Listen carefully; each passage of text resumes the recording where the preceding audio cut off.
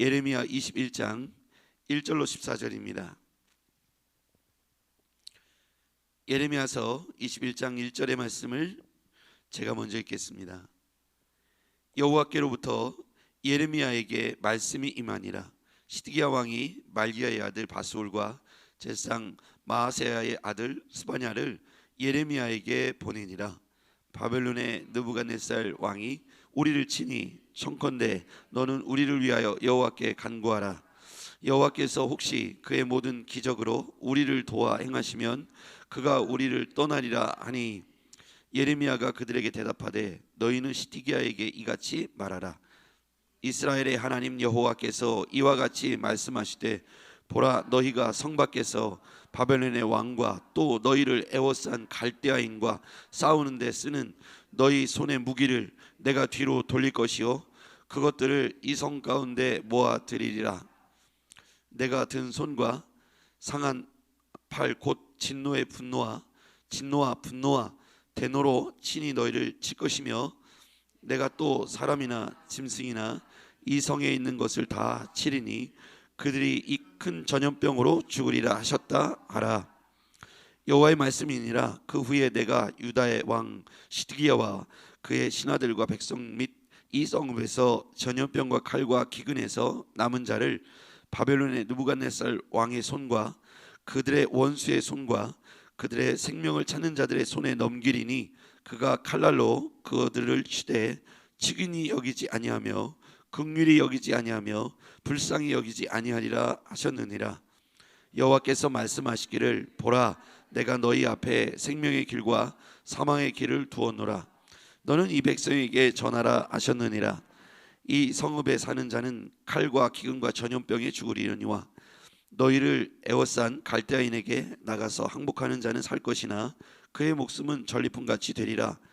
여호와의 말씀이니라. 내가 나의 얼굴을 이 성읍으로 향하여 복을 내리기 위함이 아니요 화를 내리기 위함이라. 이 성읍이 바벨론 왕의 손에 넘김이 될 것이요 그는 그것을 불사르리라. 유다 왕의 집에 대한 여호와의 말씀을 들으라. 여호와께서 이와 같이 말씀하시니라. 다윗의 집이여, 너는 아침마다 정의롭게 판결하여 탈취당한 자를 압박자의 손에서 건지라. 그리하지 아니하면 너의 악행 때문에 내 분노가 불같이 일어나서 사르리니 능히 끌 자가 없으리라. 여호와의 말씀이니라. 골짜기와 평원 바위의 주민아, 보라, 너희가 말하기를 누가 내려와서 우리를 치리요 누가 우리의 거처에 들어오리요 하거니와 나는 내 대적이라. 내가 너희 행위대로 너희를 벌할 것이요 내가 또 수풀에 불을 놓아 그 모든 주위를 사르리라.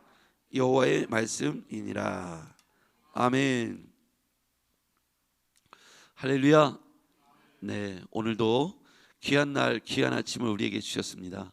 이 아침이 하나님 말씀과 함께 시작하면서 오늘 24시간을 주의 말씀에 영향력 아래 살고 또 승리하는 삶이 되시기를 주의 이름으로 축복합니다. 네, 이 말씀을 우리가 볼 때 저는 여기에서 키워드를 손이라는 단어가 반복해서 계속해서 나오는데 여러 번 나오고 있습니다. 자, 먼저 보면요, 4절 말씀에도 보면 이스라엘의 하나님 여호와께서 이와 같이 말씀하실 때, 보라, 너희가 성 밖에서 바벨론 왕과 또 너희를 애워싼 갈대아인과 싸우는 데 쓰는 너희 손의 무기를 내가 뒤로 돌릴 것이요 이것들을 이 성 가운데 모아드리리라. 5절에도 보면 내가 든 손과, 손이라고 든 손, 그러니까 하나님께서 드신 손이죠. 위의 손은 우리 손에, 그러니까 이스라엘 백성들의 손에 들려있던 무기를 드는 손을 말하고요, 5절에 나온 든 손은 하나님의 손이죠. 심판과 분노와 진노를 쏟아내는 그런 손을 또 의미하고 있죠. 밑으로 내려가 보면 7절 하반절에도 보면 바벨론의 느부갓네살 왕의 손과 그들의 원수의 손과 그들의 생명을 찾는 자들의 손에 넘기리니, 여기서 또 보면 느부갓네살 왕의 손이 나오고 그들의 원수들의 손이 나오고 생명을 찾는 자들의 손이 나옵니다. 그리고 10절 하반절에도 보면 바벨론의 왕의 손에 넘김이 될 것이요 라고 나오죠. 또 밑에도 보면 11절 12절 하반절에도 보면 압박자의 손에서 건지라. 자, 이렇게 손이 나오는데요. 이 손을 묵상하다 보니까 우리 인생의 손이 어느 곳에 들려 있느냐에 따라서, 누구의 손에 붙잡혀 있느냐에 따라서 우리의 인생에 하나님이 주시는 은혜의 때가 될 수도 있고 심판과 또 진노의 때가 될 수 있다는 사실을 묵상하게 되었습니다. 이 손이라는 의미를 생각해 보면 이 손은 보호, 인도하심, 도움, 붙드심, 이런 것을 의미할 때 하나님이 손이라고 하는 단어, 특별히 왼손 오른손 중에 성경은 왼손의 의미를 쓰기보다는 오른손의 의미를 쓰고 있습니다. 하나님께서 오른손으로 우리를 붙들어 주실 것이다, 이런 표현이 구약 성경에 보면 굉장히 많이 나오죠. 이 손이라는 의미는 지금 말씀드린 대로 도우심, 인도하심, 붙드심, 함께하심, 이런 특별히 오른손으로는 정의롭게 분명하게 하나님께서 도우실 것을 말씀하실 때 주의 오른손이 너를 붙들리라, 이렇게 표현하고 있습니다. 근데 하나님의 손에 진노가 들려진다면 이 손에 붙잡힌 인생은 인도하심과 도우심과 붙드심, 함께하심의 의미보다는 심판주의 오른손이 되는 것이죠. 또한 바벨론 왕의 압박자의 또는 핍박하는 자의, 목숨을 빼앗으려고 하는 자의 손에 들려지면 그것은 하나님의 백성들에게 그때로부터 고통과 아픔과 슬픔이 시작되고요, 성경이 말한 칼과 기근과 고통에 놓이게 될 수밖에 없다는 것이죠. 지금 우리가 하나님의 손에 붙잡힌 인생이 되기를 바랍니다. 그런데 하나님의 손에서 멀어지거나 혹은 심판주의 손에 붙잡힌 인생은 고통스러울 수밖에 없다는 거예요. 왜 그럴까요? 그것은 타이밍, 때를 놓쳤기 때문입니다. 지난주 주일날 우리가 하나님의 말씀을 나눌 때 호세아서 10장 12절의 말씀을 통해서 지금은 주를 찾을 때다라고 선포하고 있죠. 묵은 땅을 빨리 기경해라. 지금은 주를 찾을 때다. 잠언서에도 보면 끊임없이 하나님의 때를 말하고 있어요. 수많은 때가 있는데 지금이 어느 때인가를 말하고 있어요.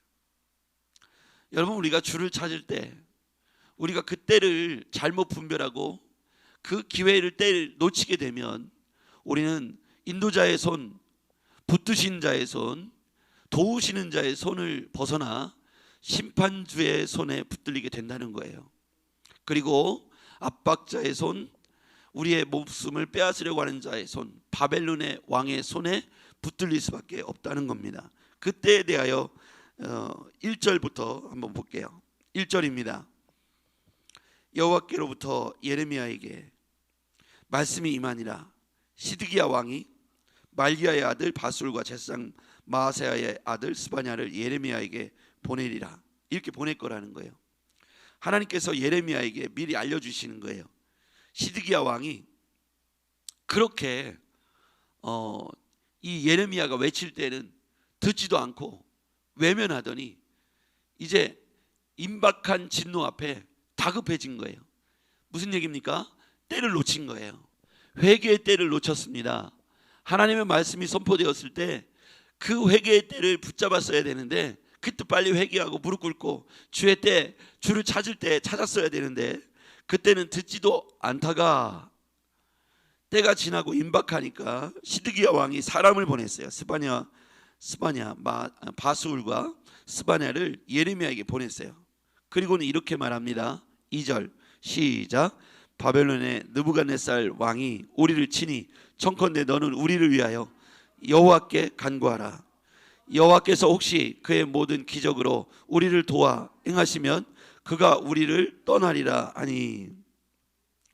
여기서 보면 자기들이 죄를 두르고 굵은 베옷을 입고 무릎을 꿇고 하나님 앞에 엎드려 자복하고 통회해도 시원찮을 판에 제사장과 바술, 제사장 스바냐를 보내서 예레미야에게 기도해달라. 네가 만약에 기도한다면 혹시 하나님께서 기적을 베풀어서 우리를 도와 행하시면 바벨론 왕이 물러가게 될 것 아니겠느냐. 지금 때가 한참 지났고 놓쳤고 하나님의 진노의 심판이 이미 임박하여 하나님이 바벨론이라는 회초리를 들어서 집행하시기 직전입니다. 그제서야 깜짝 놀라가지고 제발 우리를 위해 기도해달라고 말하는 것이죠. 혹시 하나님께서 은혜를 베푸셔 기적을 베푸셔서 바벨론 왕이 뒤로 물러날지 모르니까 기도해달라고 말합니다. 때를 놓친 것이고 기회를 놓친 것이죠. 우리가 여기서 교훈 얻을 수 있는 건 뭐냐면 하나님이 우리에게 선포하실 때 그 기회를 붙잡아야 될 줄 믿습니다.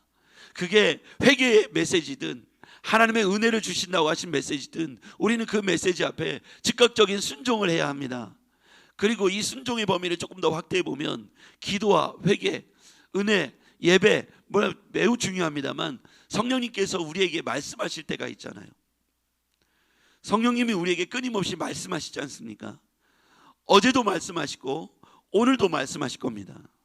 아침마다 우리에게 생명의 말씀을 통해서 이 성경책 말씀 자체가 우리에게 들려지는 특별 계시라는 거예요. 이 하나님의 말씀 자체가 우리 모두에게 들려지는 특별 계시가 바로 하나님의 말씀 성경책입니다. 이게 아침마다 우리에게 말씀해 주시지 않습니까? 오늘 읽은 이 본문을 통해서 우리에게 말씀을 들려주시잖아요. 그런데 우리는 못 들었다고 말합니다. 왜 그럴까요? 자꾸 우리는 소리로 그 음성을 들으려고 하기 때문입니다. 성경책을 읽다 보면 하나님이 나에게 말씀을 거세요. 10번 읽다 보면 예레미야가 말을 하고 20번 읽다 보면 하나님이 나에게 고함을 치십니다. 야, 네가 기도해. 그걸 왜 예레미야 보고 기도하라 그래? 너희들이 지금이라도 눈물을 흘리며 통회하고 자복했더라면 진노의 손이 임하지 않았을 거 아니니 네가 기도해. 너 가서 목사님 보고 집사님 보고 권사님 보고 기도해달라고만 하고 너는 기도하지 않았잖아. 너는 놀러 다니면서 너는 네가 하고 싶은 거 다 하면서 너는 게임하면서 엄마 보고 기도해달라 그래. 그러니까 여호와의 진노의 손이 멈추지 않는 거야. 너가 하나님 앞에 주의 제단에 엎드려서 지금 기도해야 될 때야. 하나님이 이렇게 오늘 이 본문을 읽는 모든 청중에게 외치고 있다 이겁니다. 그럼 이 음성을 귀가 열려져서 마음이 열려져서 듣는 이는 오늘 하나님 앞에 통회하고 자복하러 이 예배당으로 찾아올 것이고, 하나님의 말씀이 떨어졌음에도 이거는 목사님이나 해당되는 말씀이지, 그리고 나는 지금 태평성대야, 나 아무 문제 없어, 우리 아버지가 돈 잘 벌어오고 내 남편이 돈을 잘 벌어오고 우리 교회도 잘 되고 있고 우리 가게도 잘 되고 있고 나도 공부도 잘하고 있고 우리는 아무 문제 없어, 때를 놓치고 있다 이겁니다. 지금은 우리 교회적으로 어떤 시기입니까? 하나님이 성령의 바람을 불어넣은 시기잖아요.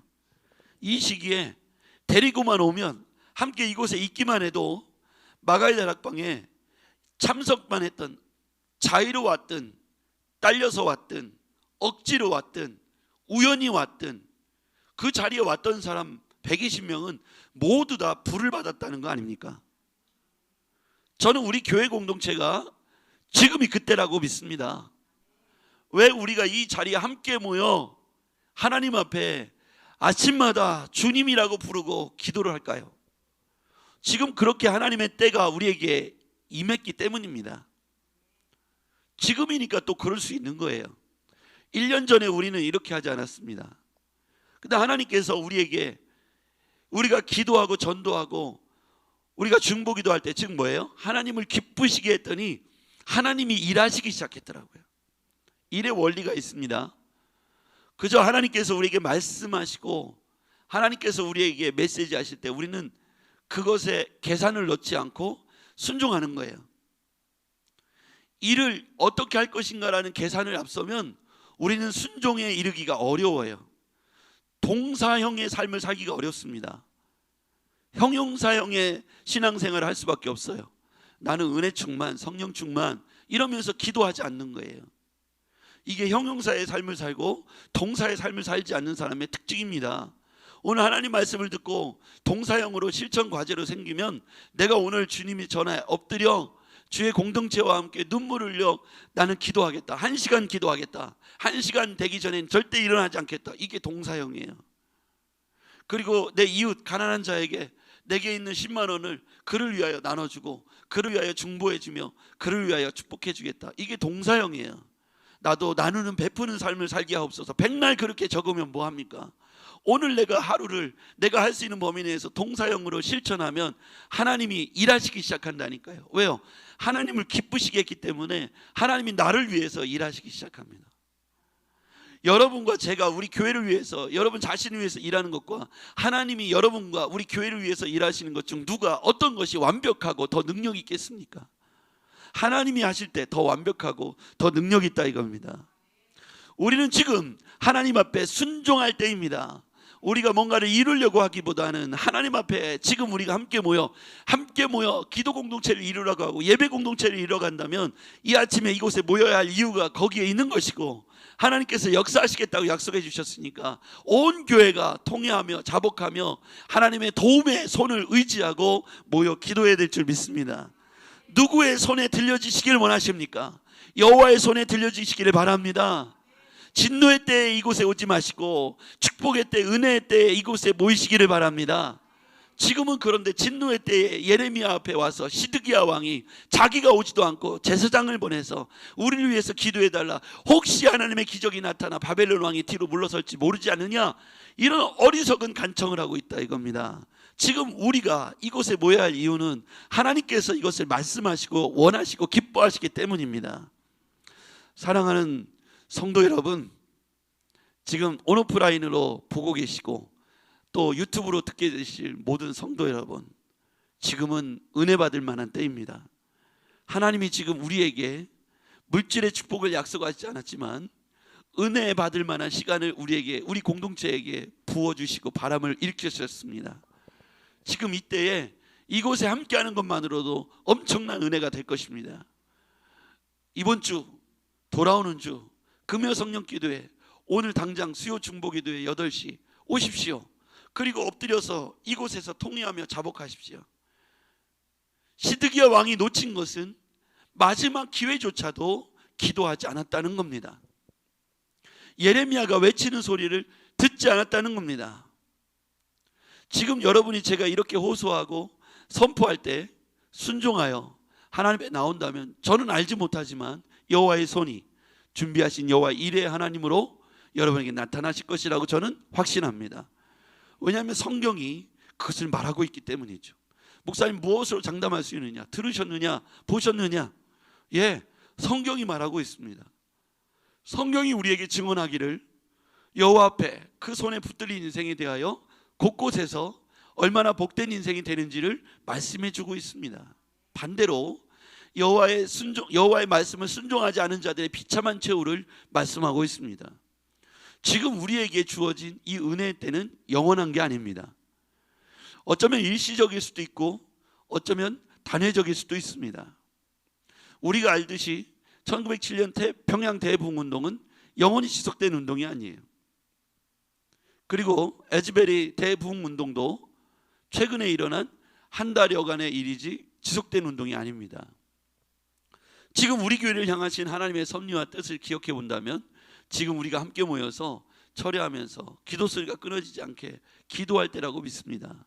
우리가 함께 할 수 있는 대로 시간을 내어서 이곳 예배당에 모여서 함께 기도하는 은혜를 누리시기를 주의 이름으로 축복합니다. 기도하겠습니다. 전능하신 아버지 하나님, 여호와의 손이 보호하시고 인도하시고 도우시며 함께 하신다는 놀라운 은혜를 우리가 기억하지만 그 손에서 멀어지면 압박자의 손에, 압제자의 손에, 원수의 손에, 생명을 찾으려는 자들의 손에, 심판주의 손에 들려질 수밖에 없음을 기억합니다. 하나님, 우리가 때늦은 후회를 하지 않도록 오늘 우리가 기도하기를 시작하게 하옵소서. 예수님의 이름으로 기도했습니다. 아멘.